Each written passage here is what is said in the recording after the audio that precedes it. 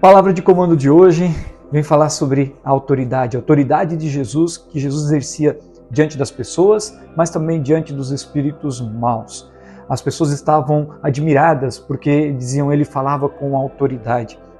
E os espíritos maus o conheciam, ou quando viam Jesus, reconheciam ele como Messias e também lhes eram submissos, porque nós sabemos que acima de Jesus não existe nada e nem ninguém, porque é o Filho de Deus.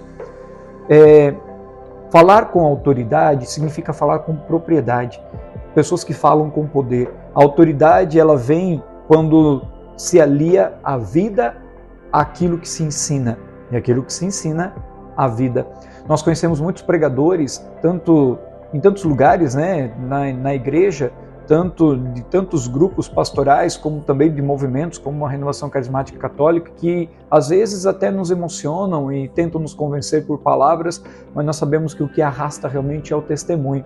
Quando a palavra vem carregada de vida, quando a palavra, o discurso vem aliado à própria vida, e com isso a pessoa não precisa sempre dar o testemunho da sua própria vida, falando sobre a vida, falando sobre o que está vivendo, falando sobre o que já passou, mas quando a espiritualidade faz parte da sua vida, quando ela fala, quando ela se manifesta, quando ela está presente, as pessoas sentem, porque se manifesta através dela o Espírito Santo de Deus. Veja, a mesma experiência quando Isabel recebeu Nossa Senhora, simplesmente quando a saudação chegou aos seus ouvidos, a criança estremeceu no seu ventre e ela diz, ave cheia de graça, o Senhor é contigo.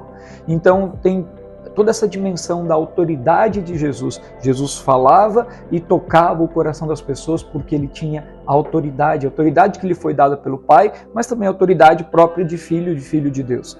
E veja, os espíritos maus os reconheciam e também lhe eram submissos, ao ponto que Jesus liberta um endemoniado.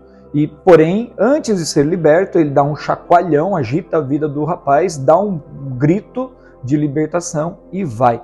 O que podemos entender dessa expressão?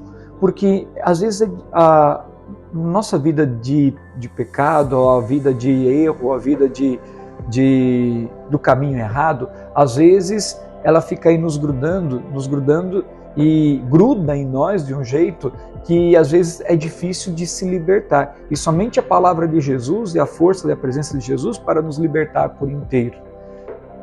Quando nós estamos, engraçado que a nossa consciência nos avisa, quando nós estamos fazendo algo errado, quando nós permanecemos no erro, quando nós permanecemos no pecado. Por quê? Porque no fundo, até mesmo o mal que há em nós reconhece a presença de Deus. Por isso, quando a gente entra numa igreja, quando a gente se depara com alguém que é de muita oração, quando a gente se lembra da pessoa de Jesus, a nossa consciência nos bate. Porque no fundo, aquele espírito mau que um dia nos conduziu, ou então a nossa atitude má, reconhece a bondade do Senhor, a misericórdia do Senhor, e aí tem a necessidade do arrependimento e do pedido de perdão. Só que muitas vezes a gente resiste, a gente agita com violência aquilo que é a nossa autoestima, agita com violência a nossa consciência, agita com violência a nossa afetividade, os nossos relacionamentos, e às vezes a gente recua.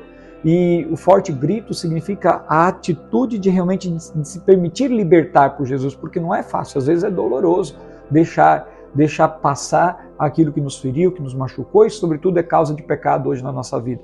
Mas lembre-se que diante da autoridade de Jesus, diante da força de Jesus, é possível vencer, se libertar, passar por essa dor e caminhar livre e agora testemunhando o amor do Senhor. Lembrando que também entramos no tempo comum, e o tempo comum não significa um tempo menos importante do que o Advento, o Natal, do que a Quaresma, do que a Páscoa. Porque no tempo do Advento a gente se preparou para receber Jesus. No tempo do Natal nós celebramos a presença de Jesus. Agora o tempo comum é o tempo da experiência, o tempo de colocar em prática aquilo que nós saboreamos no Natal. Então, que esse tempo seja de ouvir o Jesus que tem autoridade, de agora colocar em prática a autoridade que ele nos conferiu por meio da fé e também seguir a sua palavra. Seguir o que ele já nos orientou, porque ele tem palavra de vida e de vida eterna.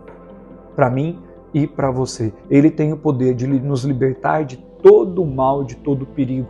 E ele tem o poder de nos anunciar o ano da graça, de nos elevar para o alto. É ele que nos eleva para o alto. Por isso, é tempo de se deixar conduzir e comandar pelo Senhor. Deus abençoe, Deus no comando, vamos firmes e fortes.